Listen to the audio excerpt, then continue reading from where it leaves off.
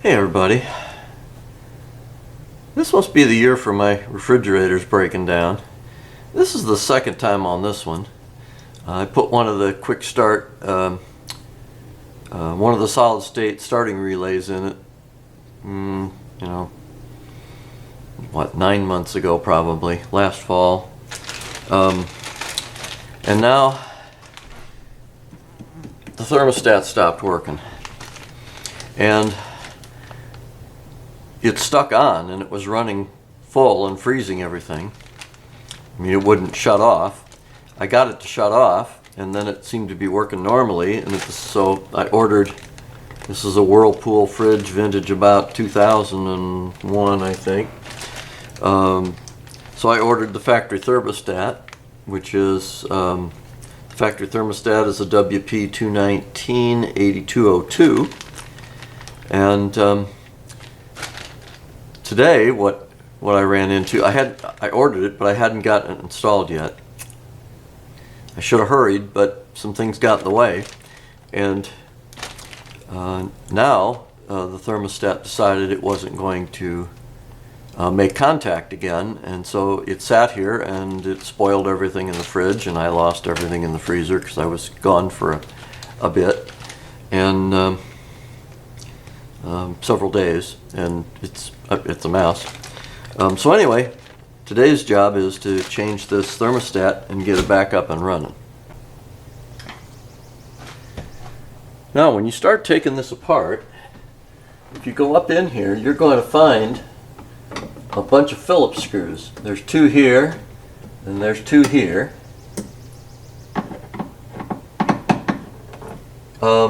You don't want to take them all out. These two hold the defrost timer in place, and so you don't want to take those out. These two hold the bracket in place that holds in the thermostat. You can either take them out now and loosen it up, or you can take them out later after you get this control box pulled down. I'm going to go ahead and take them out now. But if you do take them out, you won't be able to put them back in without taking the whole thing down. So to get this box out, these Phillips screws don't help you. There's a hex screw here, and there's a hex screw over here that are screwed into the top of the cabinet. And behind here, there are two screws so those four screws hold that box in place, and this is just snaps in, snaps out, but you got to be kind of careful snapping it out. The thermostat's in behind this panel, so I need to pull the knobs off for the freezer and the fridge. Sometimes they come off easy and sometimes they're a pain in the neck. This freezer one doesn't want to move. Let's give it a little boost here with a screwdriver. There it goes. Okay, so that one's off. Before you get into this, there's 110 volts on the back side. So you want the power off. You can unplug it or you can pull the breaker. I pulled the breaker on this job just because it was easier than pulling the unit out. Because I have kind of limited working space here. Smell free, but everything's clean, so I think I'm going to need to remove this side one here, which there's one in the side panel. Well, let's remove this one off the side panel.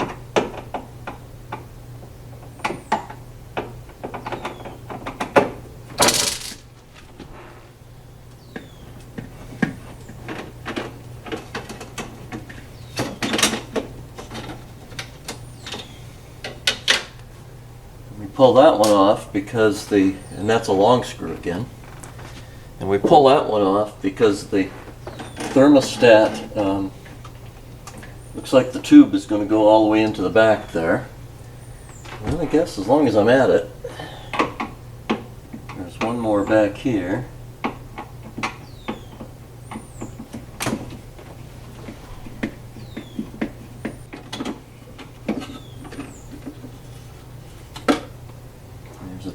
That goes in with a tab in the back. Up here on each end there are some 1/4-inch fasteners with a washer around them. There's one there. And there's one up here. Because this tube comes back, goes all the way around here, and it should get just popped out of there.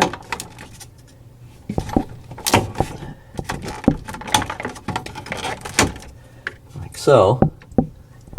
So then that's free. But now that I got that, I should be able to pull this box out.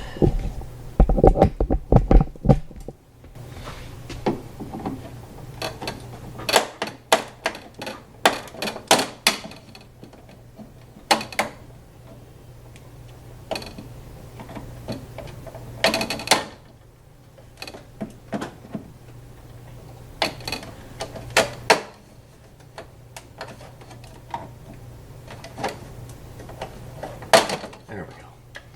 Just hard to get that off without, you want to be careful not to break it, but it's got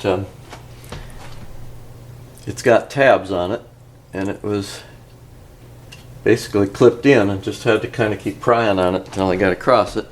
And then we got a couple more screws here. Back these guys out.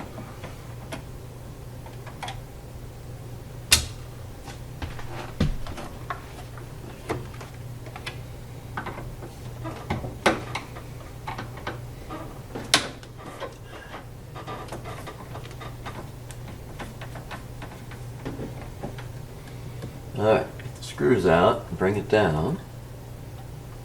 And then I'm going to try to get this one. This is the screw for the damper. Let's take that off.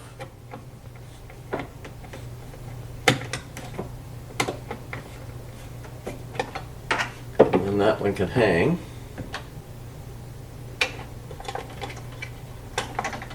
The temperature sensor goes through a little clip here on the end. We'll need to disconnect the ground wire. Back that guy off.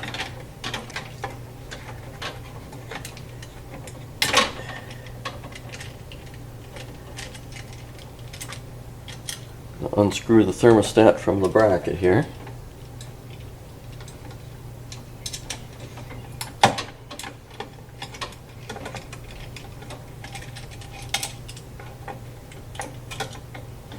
I have a couple of electrical connections yet. And I'm going to see if I can tweak those with a screwdriver, give them a little push. Blue one on the top. Probably shouldn't matter, but blue one on the top and orange one on the bottom. I always try to go back together the way they were just in case. Alright. Let that hang for a minute.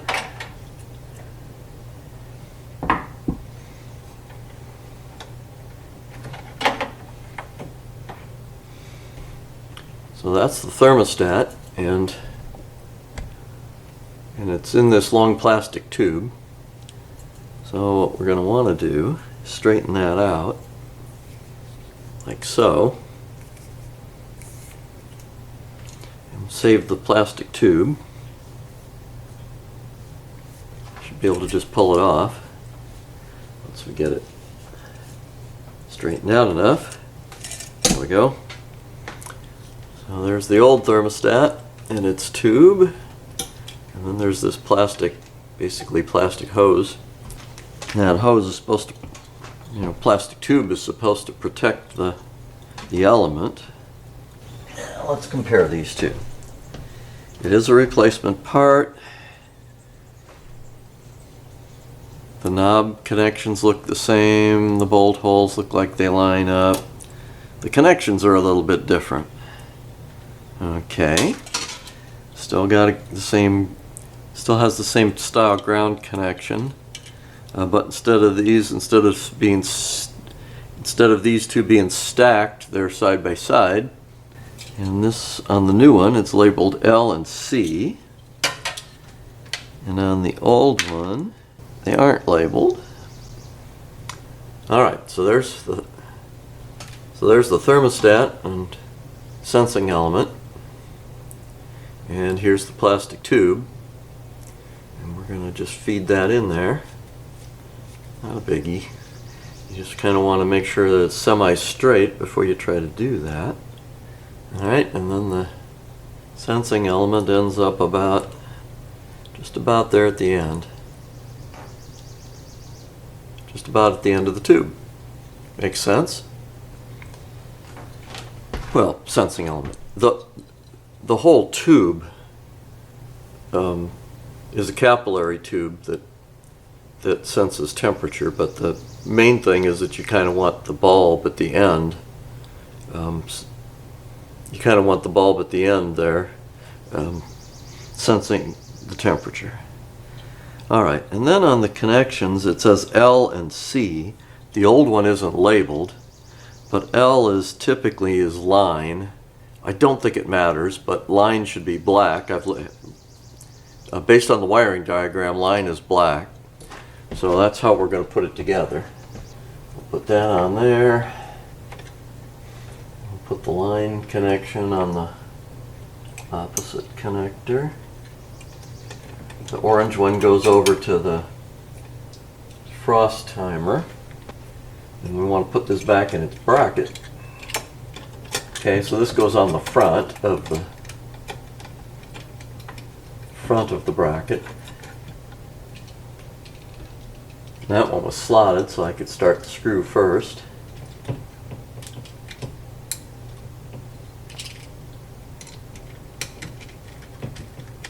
We'll snug that down like so. That one like so.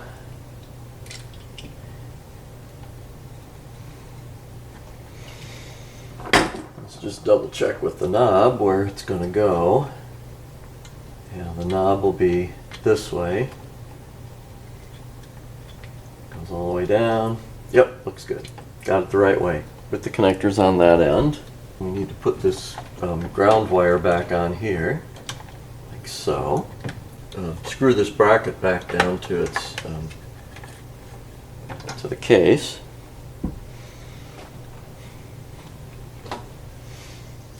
Take one of these Phillips screws that we took out. It goes back in this hole here. There's one there. Make sure we get the wires out of the way. It drops down on a couple of pins. Alright, so then this tube is going to go into the back. So we'll run that back. And I'm not going to install it quite yet. It's just going to go in the back here. And go through this little clip right here. Put that down like so. And then we're just about ready to go back together. Put this linkage back. And I also need to snap in this wiring harness again. Back into the clip. And then this one is what runs the damper again. So we're going to put that in with its washer and shoulder screw.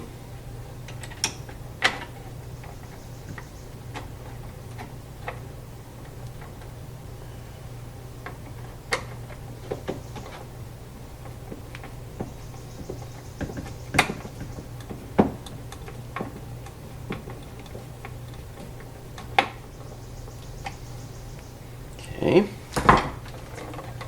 Make sure that turns. Yep, looks good. Okay. Everything's lined up. Grounds, powers. All looks good there.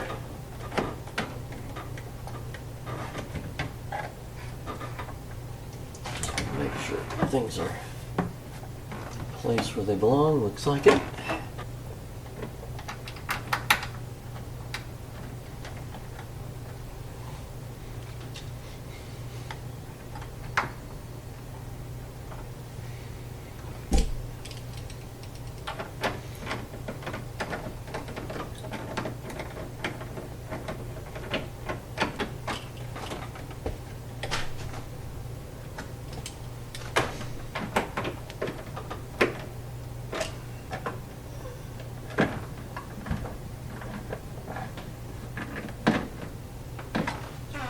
Put two of these screws back in.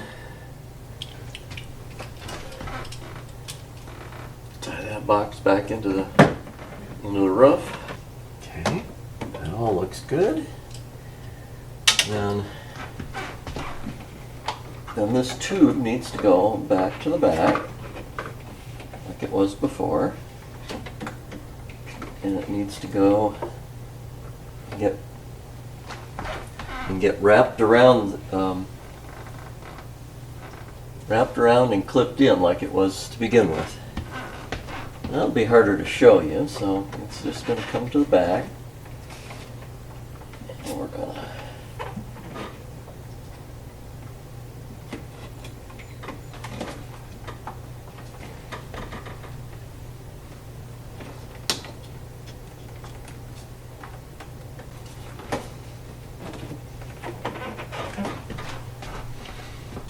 so that tube looped around the back, gets clipped in here and here and here, makes a loop around, and the end of it ends up about up here. So it looks like it's all back in shape.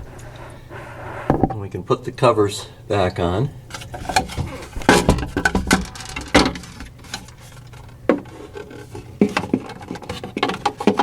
Like this one. Go back in there.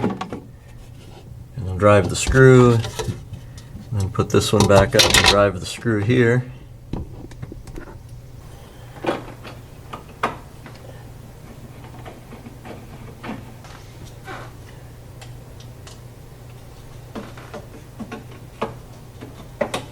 Alright, that looks good. Got two screws run in there, and that cover's back. We just need to put the front panel back on.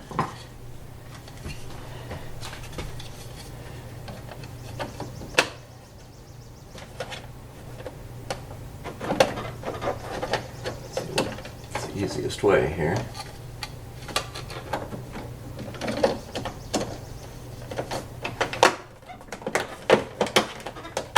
There we go. Put that into place.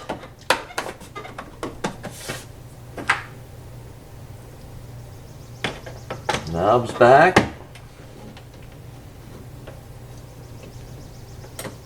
There's off. Set that in the middle.